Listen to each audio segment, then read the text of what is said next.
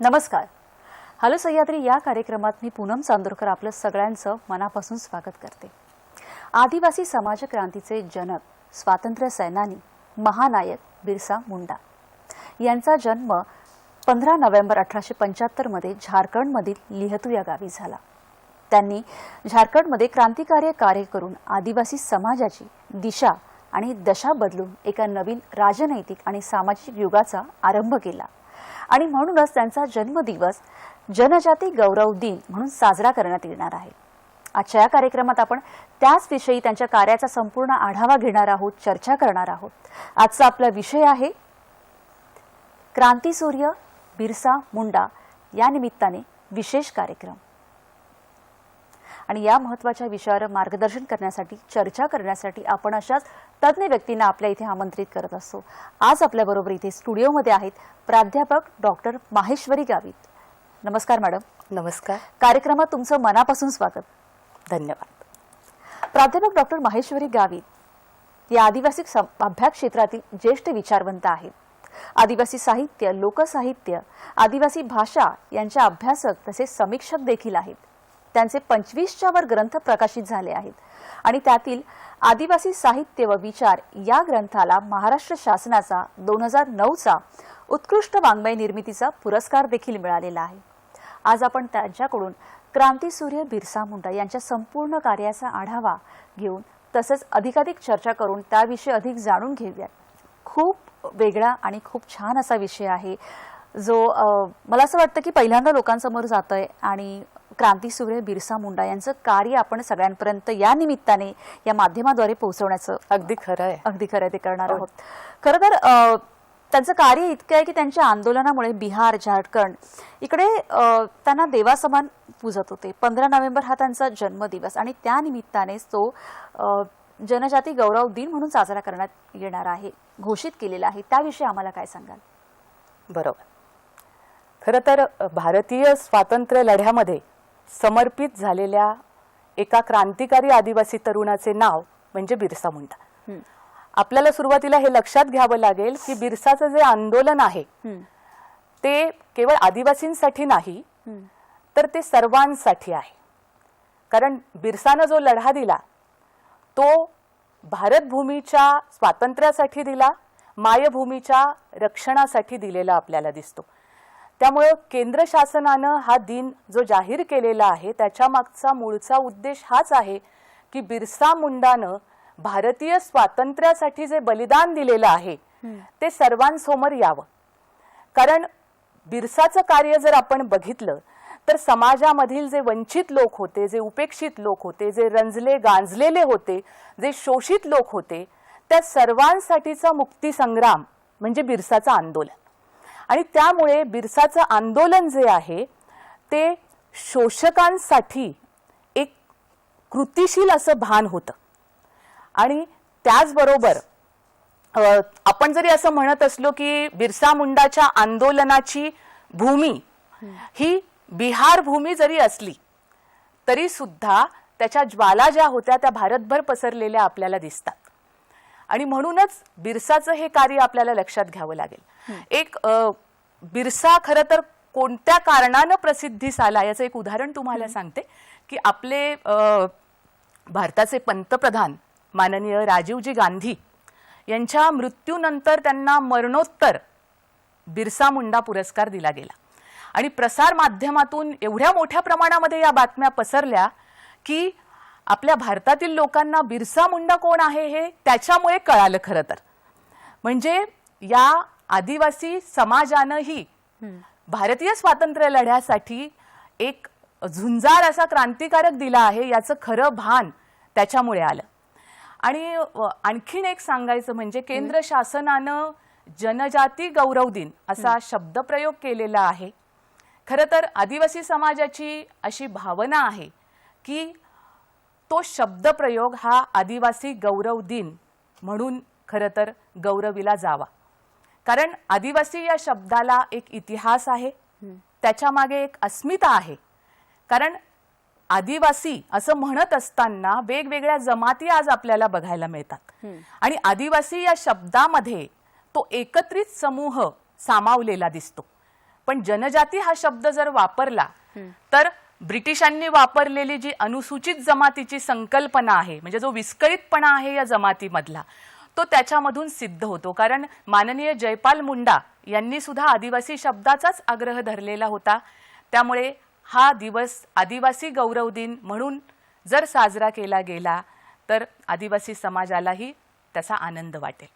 खरंय. खूप छान पद्धतीने तुम्ही सांगितलं की एवढं मोठं कार्य आणि आज ते कार्य आपण हळूहळू उलगडून सगळ्यांसमोर आणणारच आहोत.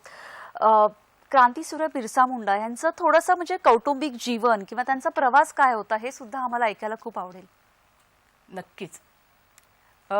जेव्हा आपण बिरसा मुंडांचा विचार करतो कारण मुंडा ही जी जमात आहे ही फार प्राचीन अशी जमात आहे आणि त्याच्या पूर्वजांबद्दल एक खूप चांगली आख्यायिका आहे की चुटू आणि नागू नावाचे दोन बंधू हे सगळ्यात आधी जन्माला आले आणि ते आपल्या वस्तीस्थानासाठी जागा शोधत होते आणि ती जागा शोधत शोधत ते रांचीजवळ एक नदी होती त्या नदीच्या तिथे आले आणि तिथे नदीतून त्यांना एक ओंडका वाहत येताना दिसला. त्या ओंडक्यावर ते स्वार झाले. त्याच्यामध्ये एक उंदीर होता. मुंडारी भाषेमध्ये उंदराला चुटू असं म्हटलं जातं. त्या ओंडक्यावर स्वार होऊन ज्या किनाऱ्याला तो ओंडका लागला तिथे त्यांनी आपलं वस्तीस्थान बनवलं आणि त्या प्रदेशाला त्यांनी चुटिया असं नाव दिलं. खरं तर चुटू आणि नागू या दोन भावांच्या नावावरून छोटा नागपूर हे जे नाव आहे ना हे नाव त्याच्यावरून पडलं अशी आख्यायिका आहे. आणि मग पुढे त्यांचा वंशविस्तार झाला आणि त्याच्यातले लाका आणि राका हे जे दोन बंधू होते हे रांची जिल्ह्याजवळ जे उलीहातू नावाचं गाव आहे त्या गावाजवळ ते तिथे राहिले आणि त्याच्यातला जो लाकारी मुंडा आहे या लाकारी मुंडाला 3 अपत्ये होती. त्याच्यापैकी मधला जो होता तो सगुना मुंडा. सगुना मुंडाचा विवाह कर्मी हातू बरोबर झाला. त्या दोघांना 5 अपत्ये होती, 3 मुले आणि 2 मुली. त्याच्यामधला चौथं अपत्य जे होतं ते बिरसा मुंडा. बिरसा मुंडाचा जन्म आत्ता जसं तुम्ही सांगितला 15 नोव्हेंबर 1875 रोजी त्याचा जन्म झाला रांचीजवळ उलीहातू या गावी. आणि शिक्षणाची त्याला प्रचंड आवड होती पण घरची परिस्थिती जी होती ती अतिशय हलाखीची होती. मिशनऱ्यांचं फार मोठ्या प्रमाणात आक्रमण होतं. त्यामुळे मिशनऱ्यांनी अर्थातच त्यांना धर्मांतर करायला भाग पाडलं आणि त्यामुळे जे सगुना मुंडा होते बिरसाचे वडील त्यांनी धर्मांतर केल्यामुळे स्वतःचं नाव हे मसीहदास ठेवलं आणि बिरसाला दाऊद म्हणून पुकारण्यात येऊ लागलं. आणि त्यामुळे अर्थातच बिरसाचं जे शिक्षण होतं ते अर्थातच मिशनरी शाळेमध्येच आपल्याला झालेलं दिसतं. त्याचं प्राथमिक शिक्षण सालगा गावी सुरू केलेलं होतं पण नंतर काही अडचणी आल्या मग मावशीच्या गावी तो गेला खटंगा गावी पण तिथे पण त्याला शिक्षण घेता आलं नाही. मग तो परत आपल्या गावी आला. त्याच्यानंतर मग त्याचं शिक्षण जे माध्यमिक शिक्षण आपल्याला झालेलं दिसतं ते अर्थातच चायबासाला आपल्याला पुढचं शिक्षण त्याचं झालेलं दिसतं. पण एक प्रसंग असा घडला बिरसाच्या बाबतीमध्ये की तो जेव्हा माध्यमिक शिक्षण घेत होता तेव्हा काय झालं की सरदारी आंदोलन चालू होतं म्हणजे आदिवासींचं आंदोलन आपल्या अन्याय अत्याचाराच्या विरुद्ध. आणि अर्थातच हे सगळे ज्याला आपण म्हणू की ख्रिस्ती धर्म स्वीकारलेले आदिवासी होते कारण फार मोठा प्रभाव ख्रिस्ती धर्माचा या आदिवासींवर होता. पण जेव्हा जाहीरपणे प्रार्थना सभेमध्ये मिशनऱ्यांनी असं सांगितलं की हे जे सरदार आहेत आंदोलन करते, हे अर्थातच चोर आहेत, लुटारू आहेत, भामटे आहेत. आणि याचा राग बिरसाला सुद्धा आला. बिरसा संतापला आणि तो मिशनऱ्यांवर संतापल्यामुळे त्याला मिशनरीमधून बाहेर काढलं गेलं. आणि एवढंच नाही तर त्याचं शिक्षण जे होतं त्या शिक्षणालाही तिथे पूर्णविराम मिळाला. ओ, म्हणजे तिथे त्यांचं शिक्षण थांबलं थांबलं शिक्षण. पण तरीही त्यांनी एवढं मोठं क्रांतिकारी कार्य केलं. बरोबर. अगदी खरं आहे. खरं तर त्याविषयी आपण अधिक जाणून घेणार आहोत. पण मगाशी तुम्ही खूप छान सांगितलं की आदिवासी हा जो शब्द आहे ती आपली परंपरा आहे किंवा तो एक इतिहास आहे. तर थोडं त्यांच्या गौरवशाली इतिहासाबद्दल आम्हाला थोडक्यात काय सांगाल? नक्कीच. खरं तर आजचा दिन साजरा करण्यामागचं कारणच हे आहे की आदिवासींचा जो इतिहास आहे तो गौरवशाली आहे, सुवर्णशाली आहे. मात्र तो इतिहास उपेक्षित राहिलेला आहे. कारण जेव्हा जेव्हा परकीय आक्रमणं झाली या भूमीवर तेव्हा तेव्हा त्यांच्या विरुद्ध लढा दिला तो आदिवासींनी. पण भारतीय इतिहासामध्ये त्याची नोंद कुठेही दिसत नाही. कारण आदिवासींचा इतिहास जर बघितला ना, त्यांची स्वतंत्र राज्य होती. अगदी स्त्रियांनी सुद्धा राज्यकारभार सांभाळलेला आपल्याला बघायला मिळतो. म्हणजे जर तुम्ही सातपुडा पर्वतराजीत जर बघितलं तर तिथे भिल्लांची संस्थानं आपल्याला बघायला मिळतात. गोंडवाना राज्य हे स्वतंत्र होते. जव्हारकडे जर आपण गेलो तर तिथे महादेव कोळ्यांची संस्थानं, आजही तिथे राजवाडा आपल्याला बघायला मिळतो. त्यामुळे असा देदीप्यमान अशा इतिहासाची परंपरा आदिवासींना आहे. आणि अगदी मुस्लिम राजवटी जेव्हा इथे होत्या तेव्हा सुद्धा अगदी राणी दुर्गावतीपासून तर पुंजा भिल्लापर्यंतचे अनेक लढे त्यांनी इस्लाम सत्तेविरुद्ध दिलेले.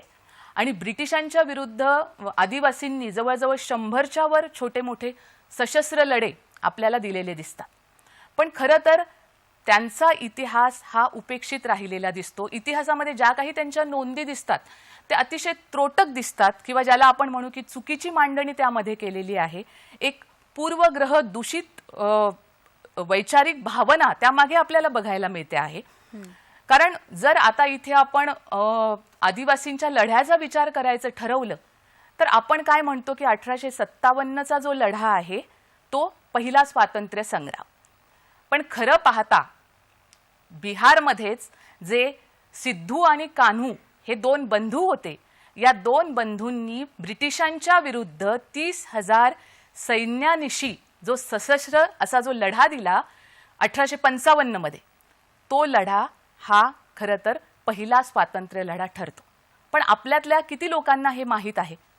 कारण साम्यवादाचे जनक कार्ल मार्क्स यांनी आपल्या ग्रंथामध्ये असं नोंदवून ठेवलेलं आहे की हा लढा 1855चा संथाल बंधूंनी दिलेला जो लढा आहे तो पहिला लढा आहे भारतीय स्वातंत्र्य संग्रामातील. पण आपल्याला हे सगळं माहीत नाही. आणि कितीतरी क्रांतिवीरांची नावं आपल्याला सांगता येतील याच्यामध्ये. वेगवेगळ्या प्रदेशामधील वेगवेगळ्या आदिवासी जमातींनी हा लढा दिलेला दिसतो. मग त्याच्यामध्ये बिरसा मुंडा असेल, तंट्या भिल असेल, रघुनाथ शहा असेल. स्लाइडवरही मला असं हो, वाटतं त्याच्यामध्ये ते दिसतो आहे तो लढा. तर अशी कितीतरी नावं क्रांतिकारकांची, आणि स्त्रिया पण मागे नव्हत्या. राणी दुर्गावती आहे, झलकारीबाई आहे, अशी कितीतरी नावं आपल्याला देता येतील. पण आणखीन एक मुद्दा मला इथे मांडायचा आहे की आदिवासींचा इतिहास जसा उपेक्षित राहिलेला आहे तसंच त्यांचे जे क्रांतिस्तंभ आहेत ते सुद्धा आज उपेक्षितच राहिलेले आहे. म्हणजे 1657 मध्ये जेव्हा मोगलांच्या विरुद्ध शिवाजी महाराजांनी लढा पुकारला तेव्हा त्यांच्या सैन्यामध्ये मोठ्या प्रमाणामध्ये महादेव कोळी आदिवासी होते. आणि 1657 मध्ये हा लढा झाला. त्या लढ्यामध्ये अर्थातच बादशहानं काय केलं की फार मोठ्या प्रमाणामध्ये या सैनिकांचे शिर धडावेगळे केले आणि हे सगळे शिर एका खड्ड्यामध्ये पुरले गेले. त्याच्यावर एक चबुतरा उभारला गेला जो काळा चबुतरा म्हणून आजही ओळखला जातो. पण आज जर आपण जुन्नरला गेलो तर आपल्याला त्यांचं हे स्मृतिस्थळ बघायला मिळत नाही. किंवा भागोजी नाईक सारखे क्रांतिकारक नांदूर शिंगोटेला जर गेलो तर त्यांचं हे स्मृतिस्थळ उपेक्षितच राहिलेलं दिसतं. तर खऱ्या अर्थानं आपल्याला असं म्हणता येईल की आदिवासींनी सर्वात आधी इथे लढे दिलेले आहेत. पण त्यांचा इतिहास म्हणजे इतका गौरवशाली असताना, देदीप्यमान असताना, सुवर्णशाली असताना हे आता मात्र आपल्याला उपेक्षित राहिलेला स्लाइडवर दिसतो आहे. समाधी स्थळही दिसतं, त्याविषयी थोडंसं सांगा. हे बिरसा मुंडांचं समाधी स्थळ आहे रांची येथील. अच्छा, हो. ओके, नक्कीच. त्यांचा इतिहास आपण अधिक जाणून घेणार आहोत आणि हा गौरवशाली इतिहास काय आहे, त्यांचा लढा काय, या सगळ्यांविषयी आपण जाणून घेणार आहोत. पण आता वेळ झाली एका छोट्याशा विश्रांतीची. बघत राहा हॅलो सह्याद्री.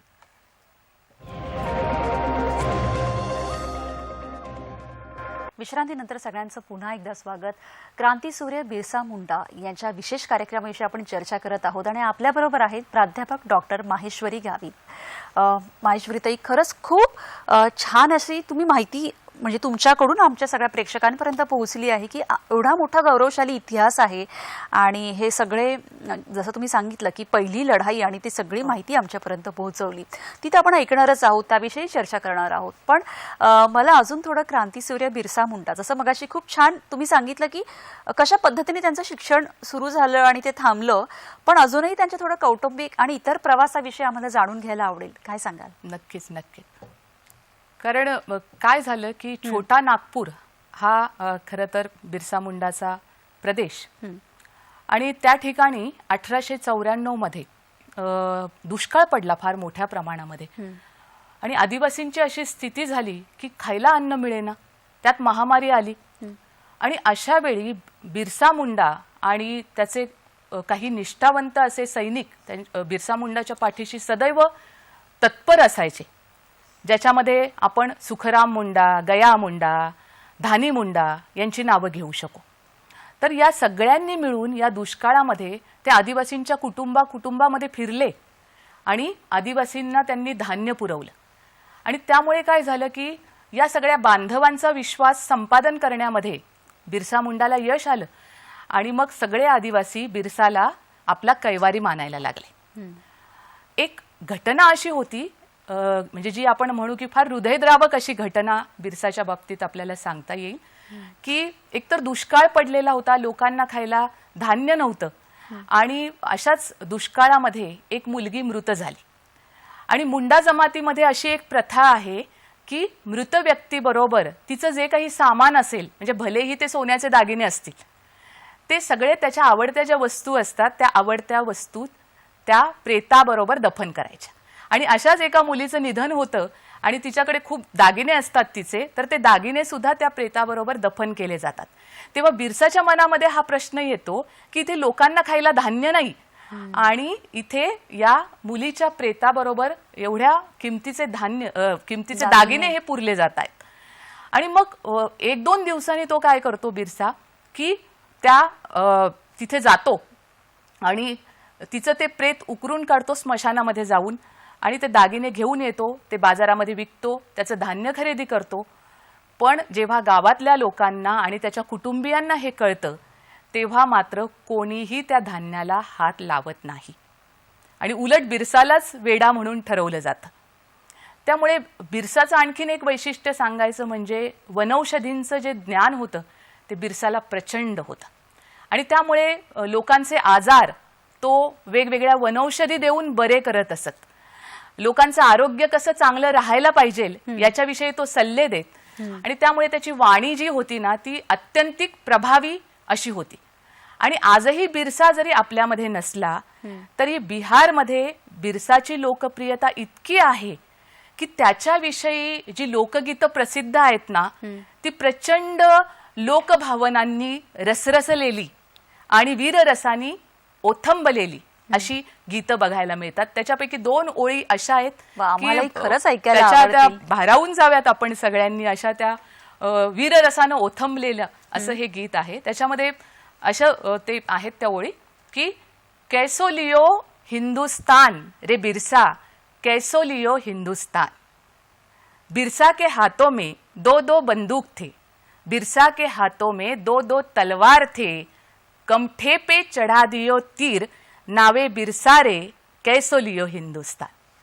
तर अशी ही गीतं आजही या समाजामध्ये मोठ्या आवडीनं गायली जातात आणि बिरसा देहानं जरी आपल्यामध्ये नसला तरी विचारानं आजही बिरसा या लोकांच्या मनामध्ये घट्ट रुतून बसलेला आहे. याच्यापेक्षा आणखीन चांगलं उदाहरण काय असू काय असू शकेल? शकतं खरंच. प्रत्येक म्हणजे जसं तुम्ही सांगितलं की ते जरी आता आपल्यात नसले तरी एक श्रद्धास्थान म्हणून सगळ्यांच्या मनामनात आता ते आहे. अगदी अगदी अगदीच खरं आहे. क्रांतीसूर्य बिरसा मुंडा यांनी दिलेल्या लढ्याविषयी अजून आम्हाला सविस्तर ऐकायला खरंच आवडेल, कारण की खूप कशा पद्धतीने त्यांनी आज लोक त्यांना का पुजतात किंवा का एवढं मोठं श्रद्धास्थान आहे याबद्दल तुमच्याकडून आम्हाला कळतं. तर त्यांच्या लढ्याविषयी अजून आम्हाला सांगा ना. नक्की नक्की. जसं मी म्हणाले की छोटा नागपूर हा जो प्रदेश आपल्याला दिसतो हा खरं तर इथले मूल निवासी हे आदिवासी.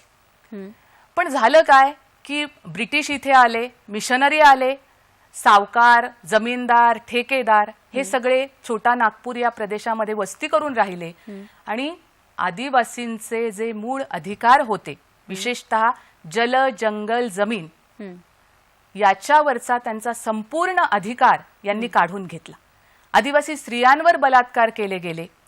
एवढंच नाही तर त्यांच्या शेती ज्या होत्या त्या हडप केल्या गेल्या, जंगलविषयक निर्बंध लादले गेले, वेगवेगळे कर त्यांच्यावर लादले गेले आणि त्यामुळे आदिवासींची स्थिती अशी झाली की त्यांना कोणीच वाली उरला नाही.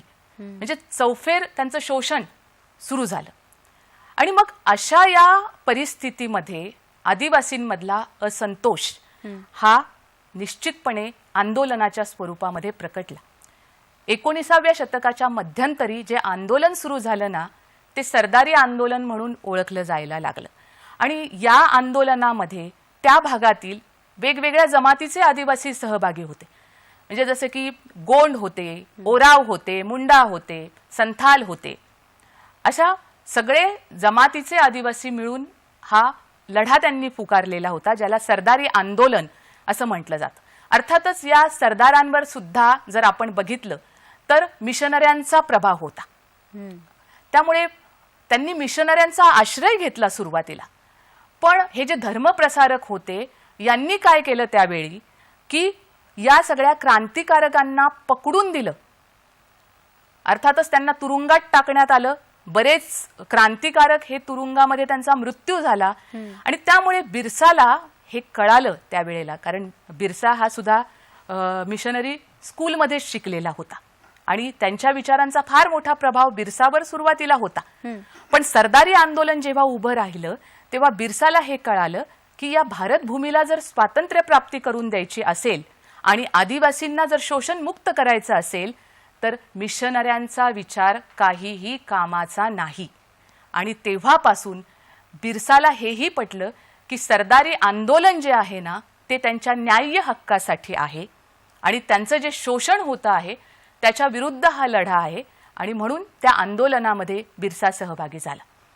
पुढे जाऊन बिरसानं फार मोठे वेगवेगळे कार्यभार याच्यामध्ये सांभाळलेले दिसतात. जसं की जमिनीवरील जे निर्बंध होते, जंगलावरील जे निर्बंध होते, वेगवेगळे कर हे आदिवासींवर लादले गेले होते. त्यामुळे वनशुल्क माफीचा लढा जो आहे तो बिरसानं पुकारला 1894 मध्ये. आणि आपल्या आदिवासी बांधवांना त्यांनी ठणकावून सांगितलं की वेठबिगार करायचा नाही, वेठबिगारी करायची नाही, वनशुल्क द्यायचं नाही. हे जंगल जे आहे हे जंगल आपल्या मालकीचं आहे, इथले मूलनिवासी आपण, या जंगलचे मालक आपण आणि असं असताना आपला हक्क आपण सोडायचा नाही. त्याच्या विचारांनी सर्व आदिवासी क्रांतिकारक हे भारावून गेलेले होते. एवढंच नाही तर बिरसानं म्हणजे त्याला 1895 मध्ये 2 वर्ष सक्त मजुरीची शिक्षा झाली. आणि शिक्षा झाल्यानंतर जेव्हा बिरसा मुंडा बाहेर आला तुरुंगातून तेव्हा आपल्या क्रांतिकारी चळवळीला त्यांनी अतिशय वेगानं सुरुवात केली की ज्याच्यामध्ये त्यांनी आपल्याला बघायला मिळेल पुढे जाऊन की एक सशस्त्र अशी सेना उभी केली आणि त्याच्या खूप शाखा या सर्वत्र निर्माण केल्या. आणि बिरसाचा जो मित्र होता निष्ठावान सेवक गया मुंडा हा त्याचा सरसेनापती होता. म्हणजे अशा वेगवेगळ्या ठिकाणी बिरसानं सभा घेतल्या. रांचीला सभा घेतली, डोंबारीची सभा तर खूप गाजली, कारण डोंबारीला त्यांनी काय केलं की सगळ्या आदिवासी बांधवांना त्या टेकडीवर एकत्र आणलं त्यांचं प्रबोधन करण्यासाठी, ब्रिटिशांचं शोषण सांगण्यासाठी, लढा उभारण्यासाठी. आणि ब्रिटिशांना त्याची खबर मिळाली. आता आपल्याला तर माहित आहे की आदिवासींकडे जी शस्त्र होती ती अतिशय पारंपरिक, म्हणजे काय तर दगड, त्यानंतर तीर, कमान आणि ब्रिटिशांकडे असलेली शस्त्र ही अतिशय प्रगत आधुनिक बंदुका वगैरे, तोफ. आणि मग तिथे जो लढा झाला त्या लढ्यामध्ये म्हणजे ज्याला आपण म्हणू की भयानक असं हत्याकांड तिथे घडलं. हजारोने आदिवासी सैनिक तिथे मारले गेले, पण बिरसा तिथून सुटला, तिथून निसटला. पण पुढे जे व्हायचं तेच झालेलं दिसतं. म्हणजे बिरसाला पकडण्यासाठी अर्थातच ब्रिटिशांनी बक्षीस ठेवलेलं होतं आणि पैशाच्या आमिषानं बिरसा बेसावध असताना त्याला पकडून दिलं गेलं. बिरसाला रांचीच्या जेलमध्ये ठेवलं गेलं. मगाशी आपण त्याचं स्मृतिस्थळ बघितलं. तर रांचीच्या जेलमध्ये ठेवल्यानंतर अर्थातच पुढे जाऊन 9 जून 1900 रोजी बिरसाचा मृत्यू झाला. अर्थातच बिरसाचा जो मृत्यू झाला तो नैसर्गिक नव्हता, तो घातपात होता. हे वास्तवही आता समोर आलेलं आहे. माय गॉड, खरंच हा इतका म्हणजे रोमांचकारी किंवा असा एक इतिहास आहे की जो सगळ्यांपर्यंत पोहोचणं खरंच गरजेचं होतं. त्यांच्या वैचारिक आंदोलनाची ही सूत्र काय होती या सगळ्यांविषयी आपण चर्चा करणार आहोत. पण आता घेऊ एक छोटीशी विश्रांती. बघत राहा हॅलो सह्याद्री.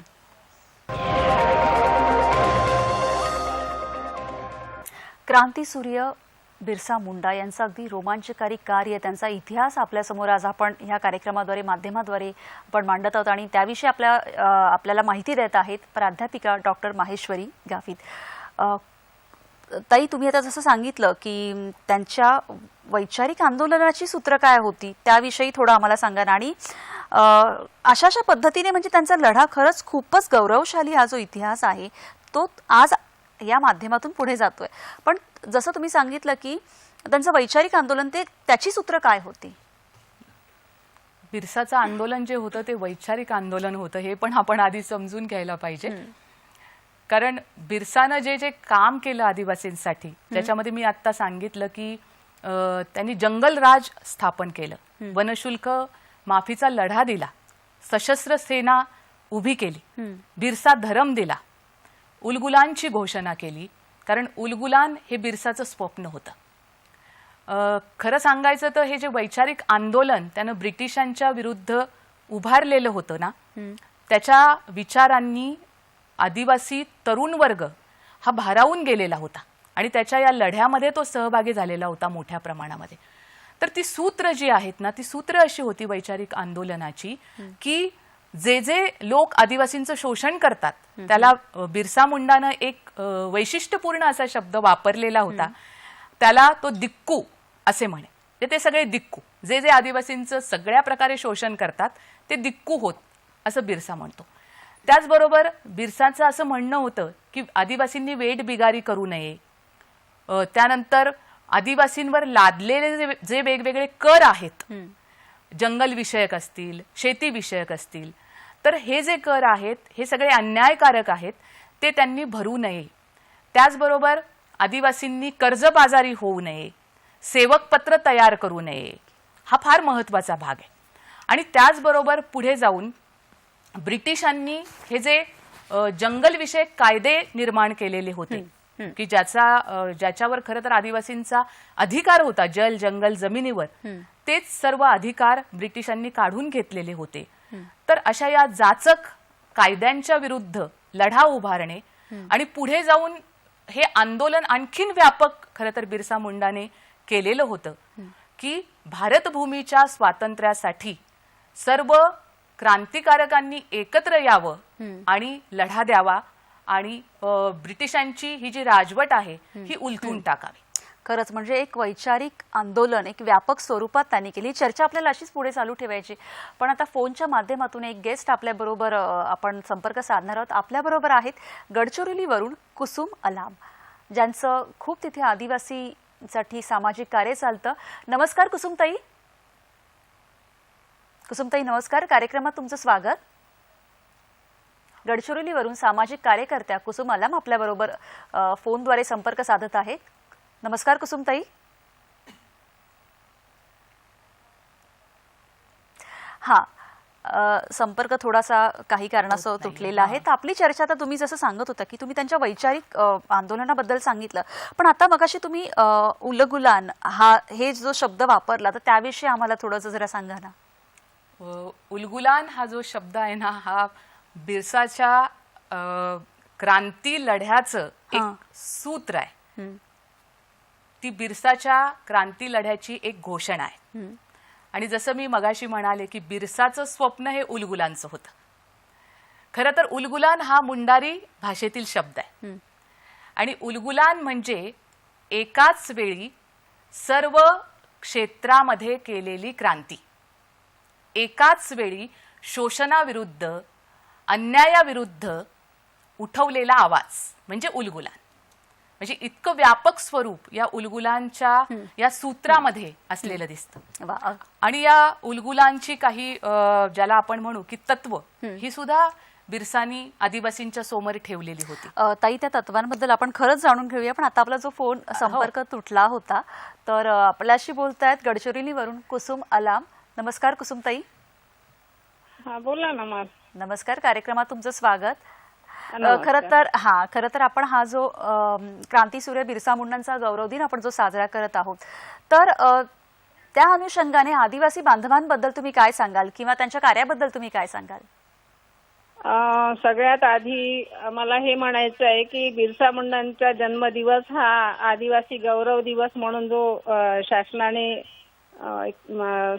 एक त्यांनी ठराव घेतलेला आहे, परंतु हे चुकीचं आहे. कारण की आमच्याकडे आधीच आदिवासी गौरव दिवस 9 ऑगस्टला मनवतात.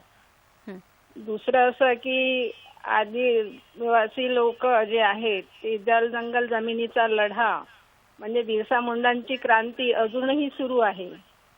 आणि अनेक जेलमध्ये आदिवासींच्या हक्काची लढाई लढणारे लोक खितपात पडलेले आहेत. आज हजारो आदिवासी तरुण जेलमध्ये आहेत. तर मला असं वाटते की जर बिरसा मुंडांच्या कार्याला जर आपल्याला उजाळा द्यायचा असेल तर खऱ्या अर्थाने आपण जे आंदोलन करत आहेत, जे जल जंगल जमिनीसाठी लढत आहेत, त्यांच्या पाठीशी शासनाने राहावे असं मला वाटतं. मी गडचिरोलीतून बोलत असताना आपणाला सांगू इच्छिते की सुरजागड येथे जे खोदकाम सुरू आहे खाणींचं, त्याचा प्रचंड विरोध आहे आदिवासी जनतेचा. आणि शासनाच्या ज्या धोरणाच्या विरोधामध्ये सगळे जे ग्रामसभा विरोधात असताना आणि आदिवासींचे अधिकार जे 5वी अनुसूचीमध्ये आहेत. नक्कीच कुसुमताई, नक्कीच. जसं तुम्ही सांगितलं की खरं तर शासनाने याच्यावर नक्कीच विचार करेल, या धोरणांबद्दल त्यांचे प्रश्न त्यांच्यापर्यंत जातीलच. पण आज त्यांचा हा जो गौरव दिन साजरा होतोय, त्यानिमित्ताने त्यांचा इतिहास, त्यांचं कार्य आपल्या सगळ्यांसमोर जात आहे. आणि तुमचंही तिथे खूप मोठ्या प्रमाणावर कार्य चालू आहे. त्याबद्दल खरंच खूप खूप धन्यवाद आणि तुमच्या पुढील वाटचालीसाठी तुम्हाला खूप शुभेच्छा.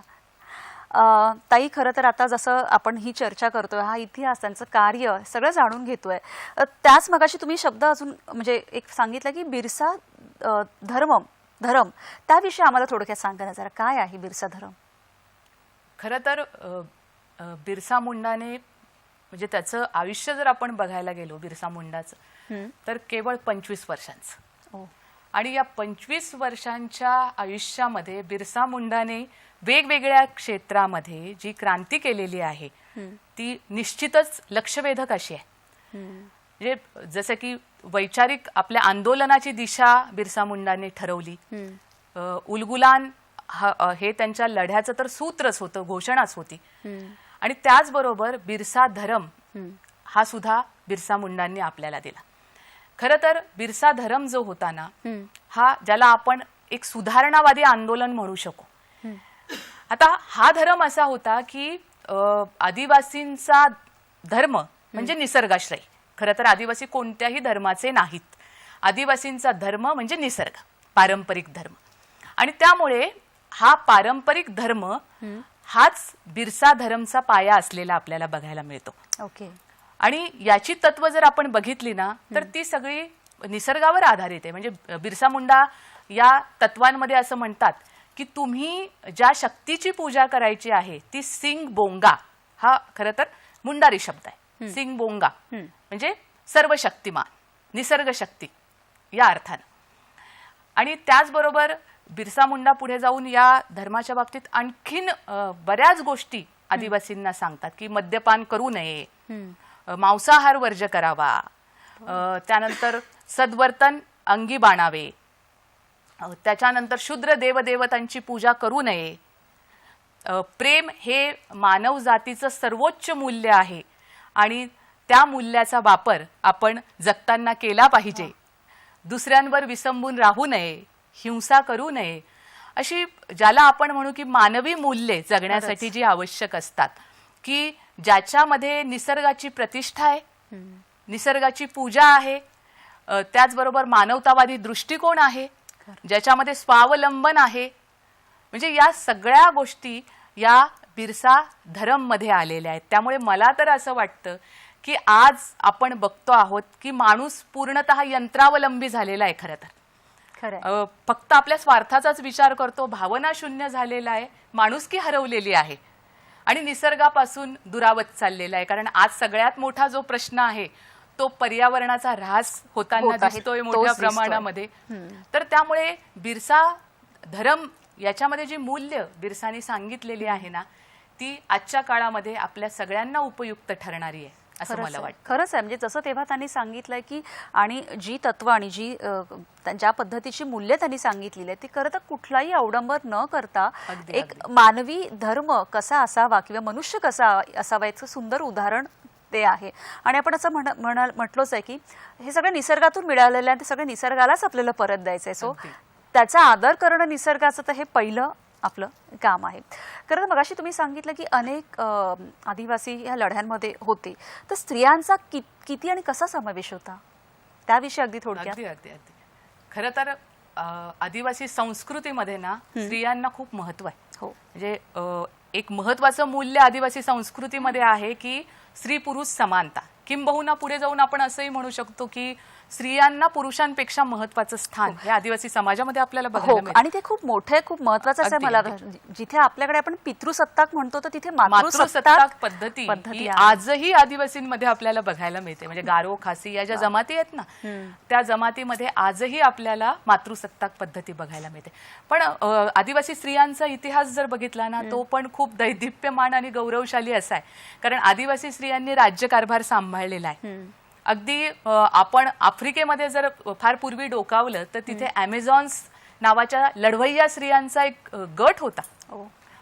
आणि आफ्रिकेमध्ये दाहोमी राज्यामध्ये अगदी मागच्या शतकापर्यंत अशा लढवय्या स्त्रिया ज्यांची कडवी सेना उभी असलेली आपल्याला बघायला मिळते. आणि आदिवासी स्त्रियांची नावं घ्यायची झाली ना, तर याच्यामध्ये अगदी हल्दी भील असेल, हे दशरीबेन यांचा फोटो आपल्या समोर येतो आहे.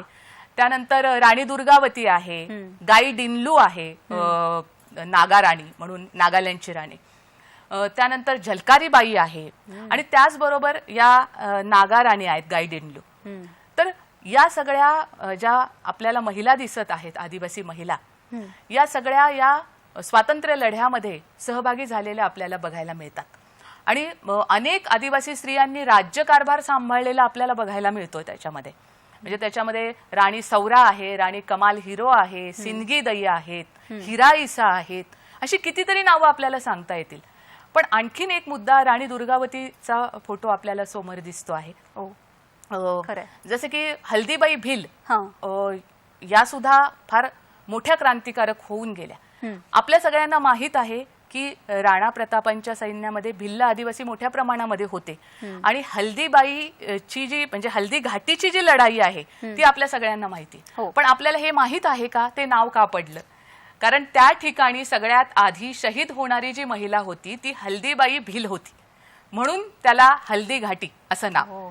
आपल्याला हे माहित आहे का की गांधीजींच्या अर्थातच पत्नी कस्तुरबा गांधी यांना लिहिता वाचता येत नव्हतं. जेव्हा 1933 मध्ये त्या येरवडा जेलमध्ये होत्या तेव्हा दशरीबेन यांनी त्यांना लिहायला वाचायला शिकवलं.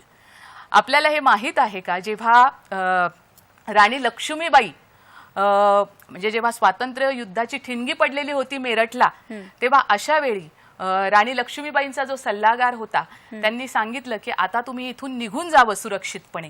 तेव्हा युद्धामध्ये लढणारी झलकारी बाई होती जी वीरांगणा झाली. म्हणजे आदिवासी स्त्रियांचा जो इतिहास आहे तो देदीप्यमान असाच असलेला आपल्याला बघायला मिळतो. अगदी खरं आहे. दैदिप्यमान आणि अतिशय म्हणजे आपण म्हणू शकतो की जसं त्यांचं कार्य मोठं आहे तसं त्यांचा इतिहास मोठा आहे आणि खरंच त्यांच्या कार्याला आणि सगळ्याला सलाम. ही चर्चा आपल्याला अशीच पुढे चालू ठेवायची. आता एक छोटीशी विश्रांती.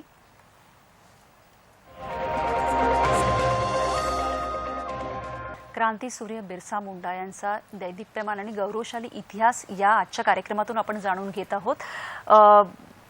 ताई, खूप छान पद्धतीने माहिती आमच्यापर्यंत येत आहे. जसं तुम्ही स्त्रियांविषयीचाही खूप मोठा मुद्दा आता सांगितला, पण त्याचबरोबरीने मला विचारायचं की आता आदिवासींच्या अशा काही समस्या आहेत का किंवा काय आहेत, काय भेडसावतात?